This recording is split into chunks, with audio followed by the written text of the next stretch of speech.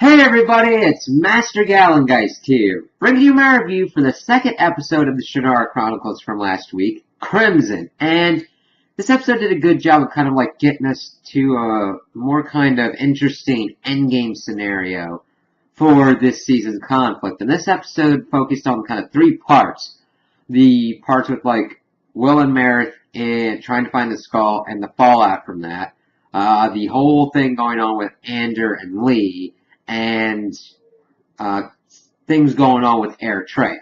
So with Eritrea, she's pretty much still trying to figure out stuff about what's going on with her powers. She actually goes into the Mord race cell and destroys it. And they're kind of like, it's like, whoa. Jax is able to see this and it's like, remind me to never piss you off. And when she's doing this, she kind of has visions of herself with the kind of lead Mord race snake eyes and everything's kind of like, whoa, that's kind of freaky. But of course, Jax and her need to go off to Lee because Queen Tamlin had sent Jax to assassinate Rhaegar. That didn't work out well. He kind of got his ass kicked, but he was able to take out the one dude that they had interrogated because he was broken out free and took his ass out. But he's like, listen, we need to go because Rhaegar's pretty much planning on taking out Queen Tamlin for betrayal. So they go off. It's like, oh shit, what's going to be going on? So when we get there, we see like the wedding preparations have been done. Ander and Lyria have pretty much been like, you know what? This is a kind of crappy situation that we're in, but we need to be pretty much best friends and partners on this, and we have to not keep secrets. So it was kind of cool hearing about that and seeing them kind of go forward with this. And as they're doing this, who shows up to do be the guy that goes through and does the ceremony for him? Rhaegar. And then he springs a trap with the Crimson, and we see a pretty good fight going on. Ander's holding his own for a little bit, but then, of course, he starts fighting Rhaegar. He gets stabbed in the side, and his crown falls off, and Rhaegar's pretty much like, you didn't deserve that crown, you don't serve the people. Screw you, and gets ready to pretty much go for him, but of course Slander is like helping out. He gets kind of wounded, and then of course that's when Eritrea and Jax appear and start doing their own kick-ass stuff. But it's not enough because Rhaegar is able to pretty much stab down towards Ander. Ander's like gets a handle on the blade, but of course it's not enough, and he gets stabbed all the way through, and thus is the end of King Ander. And that's what happens pretty much at the end of the episode. It's like, shit, that's a pretty big thing. That's a major character that we've been following. And it's like, damn. So what is going to happen with Lyria's plan and everything? That will surely throw the elves and those aligned with him, the elves, into disarray because their leader is dead. It's like, crap. And that's kind of where we're left off on that front. The major bulk of the episode deals with everything going on in Paranor and Will and Meredith trying to find the skull of the Warlock Lord. It's not bad, it just seems like there's kind of like some dead space. Kind of like, let's try and find this skull. Pretty much trying to convince Shade that he is important for the future and everything and trying to get more dirt. And it's like, there's a Solstice Festival going on with a Scarecrow competition. He's like, it could be the Scarecrow. And of course they go out to the field, try and find it, and Meredith's like, I don't think they would put it in this plain sight. He's like, wait a minute, I remember this field gets flooded very soon. In the present, this is underwater. So he starts digging underneath, and they find it. It's like, oh, cool. So, with that found, they try and go back and see what's going on at the festival, because it's night now, and then these Mordrace come out and wound Shay. It's like, crap! So, Will gets there in time and is able to use the stones to take out the Mordrace and heal Shay.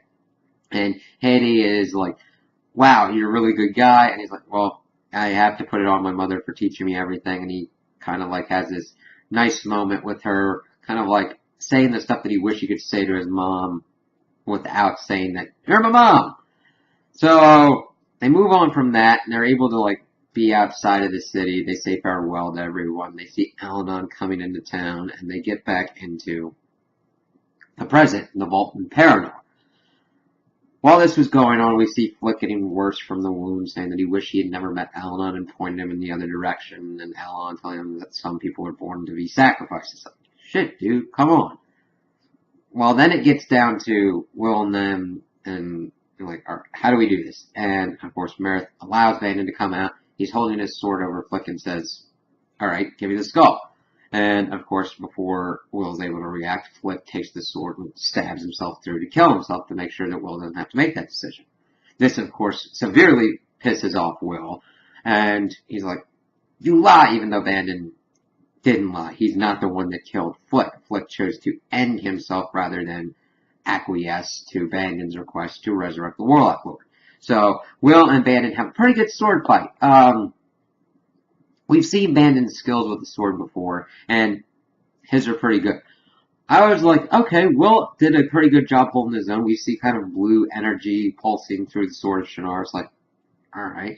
But as everything's going on, Bandon is able to knock the skull out of Will's hand. So Meredith is pretty much duplicating it, and during this, Bandon's like pretty much saying, listen, let me give you the choice. You can come with me, and the Warlock Lord will train you. Well, him and Will keep fighting, and they get to a point where he breaks the sword of Shannara. It's like, damn, this is supposedly the strongest weapon in the Four Lands, and Bandon is has broken it. It's like, damn. So, of course, this then leads Meredith to releasing Al-Anon. He gets out his sword. Bandon is able to get over and get the skull. And he has a short duel with Al-Anon before he slashes him on the arm and gets out. And it's like, oh crap, the sword's gone. Bandon has the skull. We see him riding off to fulfill his promise to resurrect the Warlock Lord. And it's like, crap! So, then we get kind of the end of where their arc is. Because during their fight, Will had visions of like Meredith with blood on her face, Eritrea with the snake eyes, a waterfall of blood and everything, and all the bad shit that's going to be going on with the Warlock Lord is brought back. He starts talking about this as they are, like, burying Flick.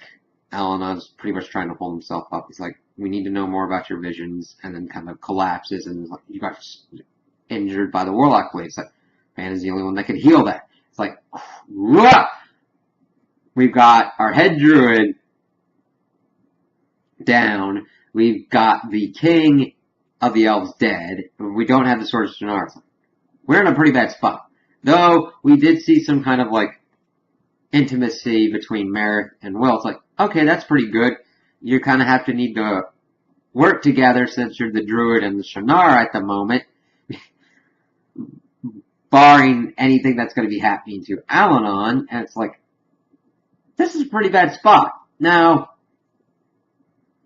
I liked how the movement was going on with this episode, but it felt like,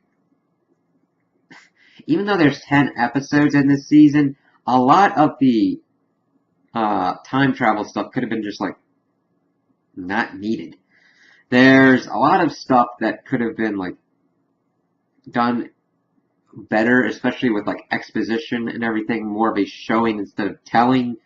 Though, granted, in like the last episode when they were doing Eritrea's backstory, they did a good amount of elements of both, at least showing us like what was going on with Eritrea being entrusted to Cogline's care. But it's like, it feels very simplistic. It's like, okay, boom, boom, boom, we have to hit these numbers and everything, and this is where we're going. It's like, I just wish that it was done in a more exciting kind of manner, in a kind of deeper way. Though they are doing some good things with character development on certain fronts, I just would expect more. So those are my opinions on the episode. Tell me what you guys think in the comments below. If you liked it, if you didn't like it, if you agree with me, if you disagree with me. Also like and subscribe, and I hope you have a good day.